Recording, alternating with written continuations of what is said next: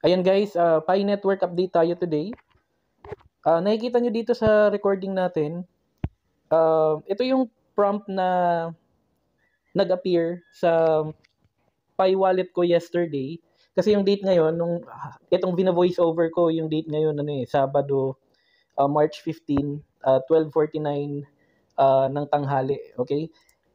Pero kahapon pa tong video recording na nagawa natin. And nung magtatap na ako ng mine sa Pi wallet ko, biglang nag-appear itong message na to automatically. Okay, nakalagay dyan, confirm your migration.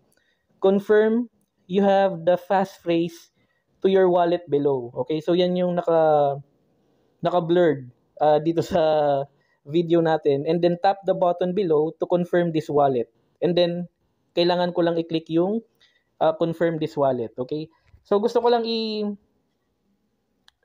establish yung understanding ninyo na sa part na to, successfully or completed ko na yung KYC and yung Pi account ko or yung Pi wallet ko naka-status automatically migrated sa queue ng mainnet. Okay, so kompleto na yung KYC. Naghihintay na nga lang ako ng date na pwede ko nang i-transfer sa centralized exchange yung Pi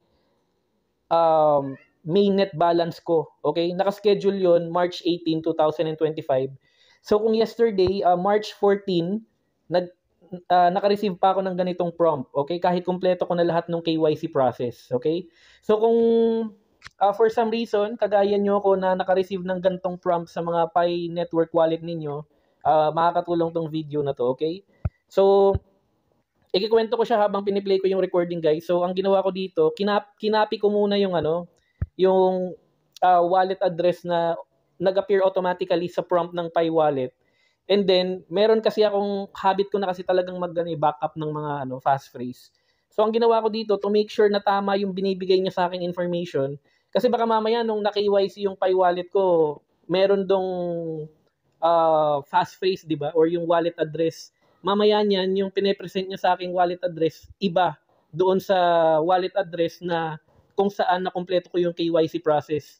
So, yung dito sa word na your confirmed wallet, yung dalawang naka-blurred dyan, ang ginawa ko lang naman dito, pinaste ko yung wallet address na nag-appear dun sa prompt kanina to compare if talaga bang pareha sila. Okay? So, bago ako nag-proceed to confirm yung fast phrase and to continue with that process, sinigurado ko muna kung parehas yung wallet address. Okay? So, ganun lang yun. So, tuloy na natin. So, dahil alam ko na tama naman, ang ginawa ko na, kinonfirm ko na yung wallet, in-enter ko lang dyan sa part na yan yung 24-word fast phrase natin.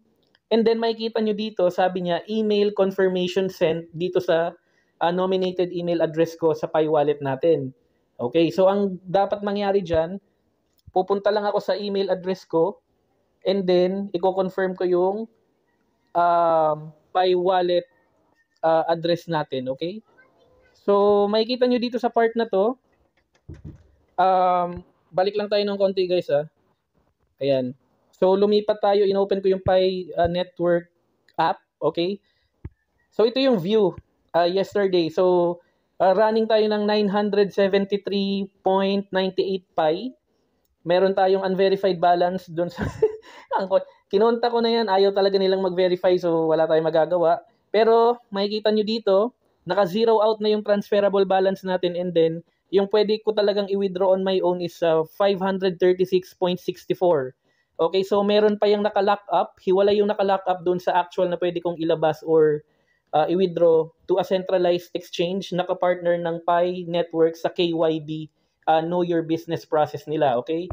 So, okay, chinek ko muna yung mainnet checklist natin, and talagang naninigurado lang tayo. So, yung nakikita ko dito sa baba na migrate to mainnet, congratulations, you have been added to the automatic mainnet migration queue. Okay, so na-receive ko na tong message na to a week before, pero pinapa-confirm niya pa yung email address ko, okay?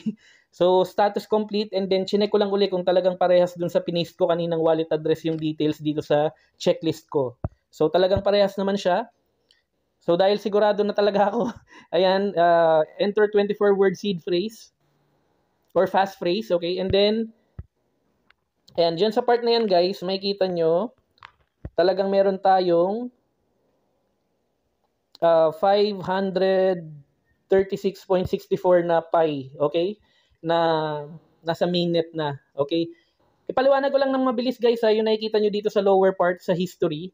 Okay, yung una dyan sa baba, yan yung 0.01 pi na parang ano yan eh, parang yung test pi para ma-confirm kung kung naka-receive ba ng pi coin yung account mo or yung wallet address, kaya meron yan. Yung pangalawa, yan uh, yung mainnet balance na pwede mong i-transfer, okay, based dun sa date na nakalagay dito sa wallet history mo, okay, sa Pi wallet. And then yung isa naman diyan sa taas, yan yung sa lockup, yung Pi X amount ng Pi na naka-lock up, okay? Depende dun sa kinumit mo, naka-lock up yan, kaya tatlo yung makikita nyong segment dito, okay? So, ang ginawa ko diyan, ni-revisit ko lang yung history natin. Ayan, makikita nyo, out of the 536 Pi coin natin, 401 lang talaga yung pwede kong mailabas or mai-withdraw to a centralized exchange. So, na-load itong 401 na transfer sa mainnet wallet ko last March 4, 2025. And then, pagka binalikan natin,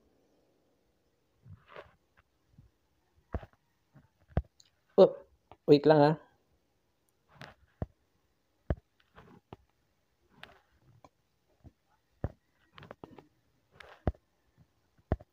Ayan. So dito sa part na to, guys, makikita nyo, lock until, okay? March 18, 2025. So 3:21:20 yung oras, okay? So ito yung date and time kung kailan ko pwedeng i-expect na yung 0.01 kanina dito sa wallet natin, dapat lalabas na yan na 536. Ayan on March 18. Hintayin lang natin. Ayan. Yung available balance dyan na 0.01, dapat ma-add na yung, madadagdagan dapat yun ng 400 na Pi. Kapag naging gano'n na yung view ng wallet natin, automatically pwede ko nang yan. Gagawa tayo ng, ita-transfer ko na yan or i-withdraw ko na sa centralized exchange. So, gagawan ko yan ng video para mapatunayan kung talagang, kasi pag nagawa ko yun talagang, hindi scam yung Pi. Talagang nagkapera ako dito. Okay, ganun lang. So, pag ganun ang nangyari, sa gate.io ako magta-transfer kasi yun na yung matagal kong ginagamit ever since. Okay? So, tuloy natin. Stick lang kayo sa video, guys, kasi I'm expecting na hindi to dinidiscuss ng ibang mga nag-YouTube, okay, about Pi Network. Ayan. So, ano na bang nangyari? Siyempre, pumunta ako dito sa email address ko, yung nominated email address na link dito sa Pi account natin. And then, tama naman yung naka-indicate na wallet address. So, ang kailangan ko lang gawin, supposedly, is to click on verify your migration wallet. Okay? Ayan. So, syempre, ayan, i-enter mo yung Pero bakit ganun ang nangyari? Verification expired. Okay. Ipapaliwanag ko yung nangyari dito, guys, ha. Nung clinic, the first time na nag-click ako nung verify email, wala akong na-receive na email from the Pi Network team.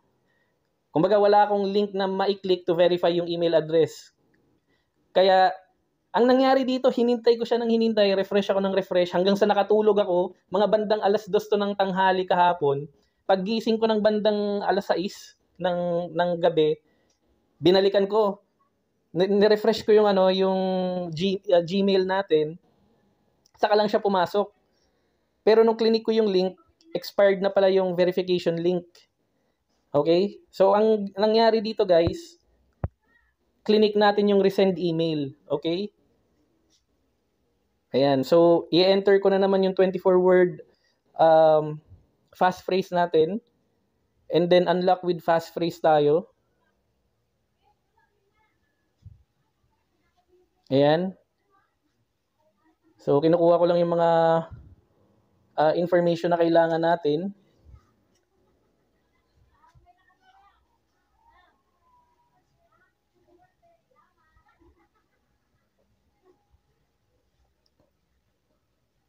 Ayan.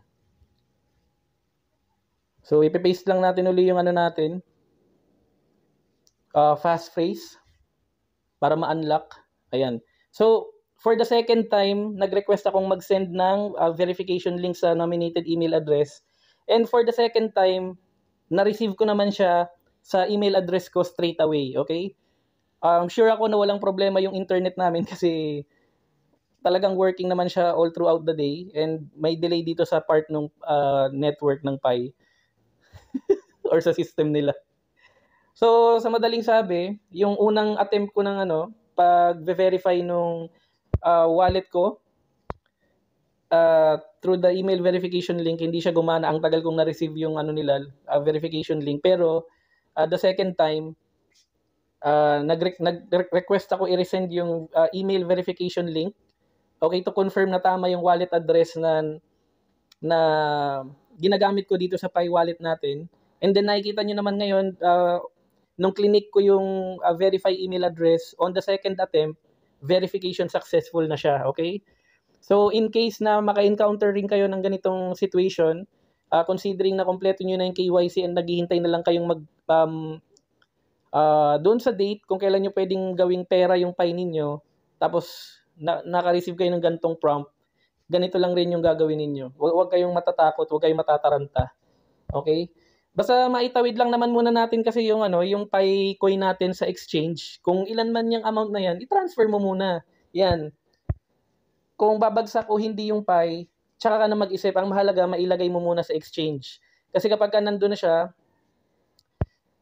ano na yun, decision mo na yun, diskarte mo na yun kung i-hold mo pa ba, ibebenta mo siya regardless kung, katulad niyan, nung nire-record ko yung video, yung price ng nasa 90 pesos, pero pagka nag-check tayo ngayon real time, alam ko nasa 83 na lang eh. Kinita lang rin naman natin to ng libre, kaya ako sa akin, regardless kung magkano pa to bababa, ganun talaga, normal yan eh, cryptocurrency yan, volatile yung market eh. So, ganun talaga. Kasi pwede mo rin namang, regardless kung mababa o mataas mo siya maibenta, pwede mo siyang ibenta, bumili ka ng ibang crypto na mas may tiwala ka, yun yung alagaan mo. Or, pwede mo siyang talagang ilagay mo muna sa exchange. Tapos kung gusto mong i-limit sell, edi i-limit sell mo siya. Depende dun sa price na gusto mo.